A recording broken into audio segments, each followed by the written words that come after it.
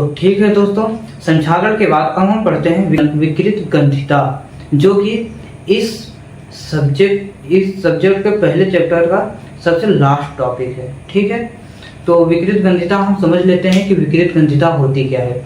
विकृत गंधिता आप ऐसे समझ लीजिए कि जैसे कि कोई खाद्य पदार्थ है और वह ऑक्सीजन के साथ क्रिया करता है।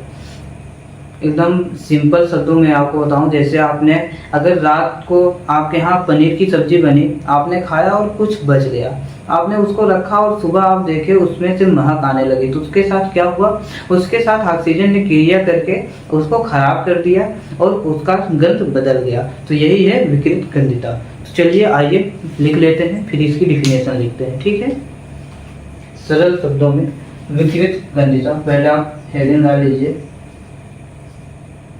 विकृत गंधिता। दोस्तों एक लास्ट टॉपिक है, इसको एकदम अच्छे से पढ़िएगा। Rancidity, RANCIDITY। जब कोई खाद्य पदार्थ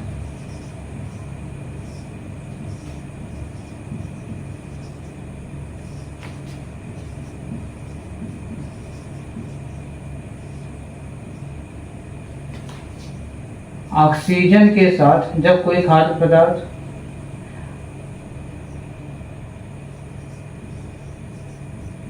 ऑक्सीजन के साथ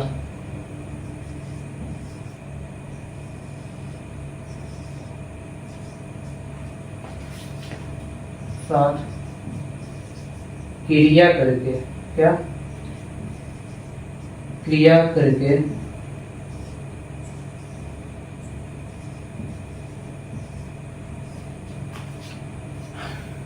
पदार्थ को खराब कर देता है,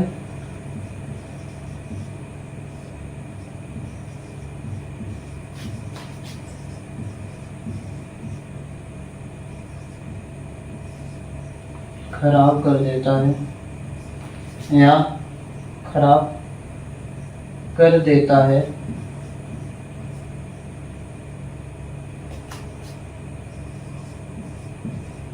या उसमें से, जब खराब कर देता है तो क्या होता है, उसमें से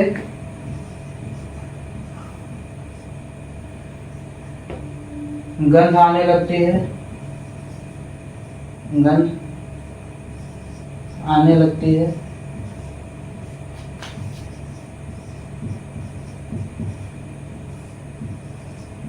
और उसका स्वाद बदल जाता है, और उसका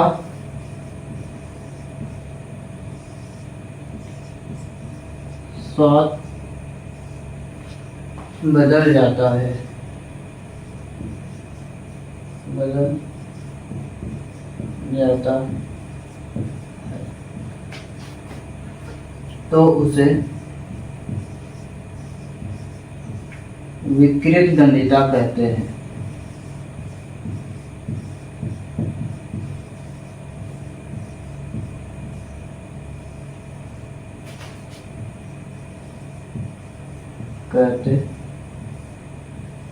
या फिर दोस्तों अगर हमको एक और किताब वाली डिफिनेशन याद आ रही है, उसको आप लिख लीजिए कि जब कोई तेल या वसा युक्त खाद्य पदार्थ ऑक्सीजन के साथ क्रिया करता है और वह खाद्य पदार्थ का स्वाद और गंध बदल देता है, तो उसे विकृत गंधिता कहते हैं। क्या, जब कोई वसा युक्त या तेल युक्त खाद्य पदार्थ ऑक्सीजन के साथ क्रिया करके उस पदार्थ का गंध या फिर स्वाद बदल देता है, उसे विकृत गंधिता कहते हैं। ठीक है, अब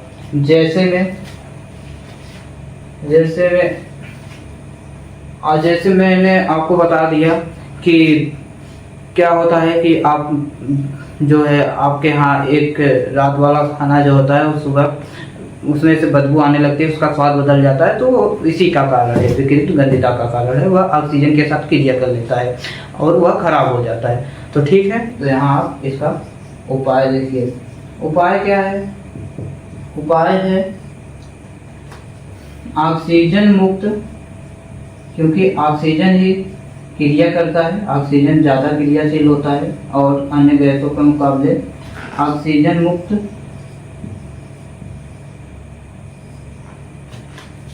पैकेट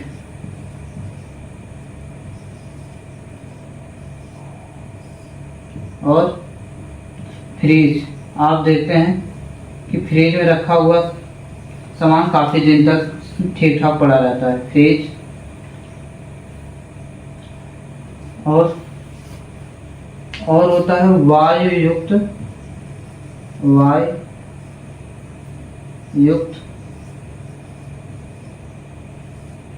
डिब्बा। अब ये क्या है, तीसरा नंबर वाला। तो पहले तीसरा नंबर वाला आप समझ लीजिए कि तीसरा नंबर वाला वायुयुक्त डिब्बा क्या है कि जैसे आपके घर में अचार बनता है तो उसमें एक कड़क ढक्कन लगाया जाता है ताकि उसमें हवा वगैरह ज़्यादा न जा पाए और वह अचार काफ़ी दिन तक सही सलामत रह ले, सही से रह ले, वह ऑक्सीजन के साथ क्रिया न करे। फ्रिज आप जानते हैं कि कोई भी सामान आप फ्रिज में रखते हैं तो वह ज़्यादा दिनों तक तरोताज़ा रहता है। अब ऑक्सीजन मुक्त पैकेट, ऑक्सीजन मुक्त पैकेट आप ऐसे जान लीजिए जैसे आप जाते हैं चिप्स खरीदते हैं। अब आपने चिप्स खरीदा, आप लेकर आए चिप्स, आपने चिप्स को फाड़ा, थोड़ा सा खाए, आपका दोस्त बुला लिया खेलने के लिए, आप खेलने गए और 2 घंटे बाद आए, तो क्या आप वही चिप्स खाएंगे? तो क्या उसका वही स्वाद रहेगा? बिल्कुल नहीं, वह ऑक्सीजन के साथ क्रिया कर लेगा, उसका स्वाद बदल जाएगा, उसका गंध बदल जाएगा। तो इसीलिए चिप्स के पैकेट में नाइट्रोजन भरी जाती है, क्योंकि नाइट्रोजन जो होती है वह खाद्य पदार्थों के साथ कम क्रिया करती है और वह जल्दी से खाद्य पदार्थों को मतलब खराब नहीं होने देती। पहली बात। दूसरी बात ये कि ऑक्सीजन उसमें से निकाल दिया जाता है जो कि बहुत ज़्यादा क्रियाशील होती है और खाद्य पदार्थों को जल्दी खराब करती है। तो ऑक्सीजन को निकाल कर नाइट्रोजन भर देते हैं। नाइट्रोजन क्या होता है, कम क्रियाशील होता है, जिससे खाद्य पदार्थों की मतलब जो जिस भी पदार्थ पैकेट वाले पदार्थ में नाइट्रोजन भरी जाती है, जिसमें भी हवा होता है, उसकी आयु थोड़ा सा और बढ़ जाती है। ठीक है, अब हम सोच रहे हैं कि इसका जो है हम इसका क्वेश्चन करवा दें, न्यूमेरिकल करवा दें आप लोग, ताकि एग्जाम में आपको कोई प्रॉब्लम ना हो।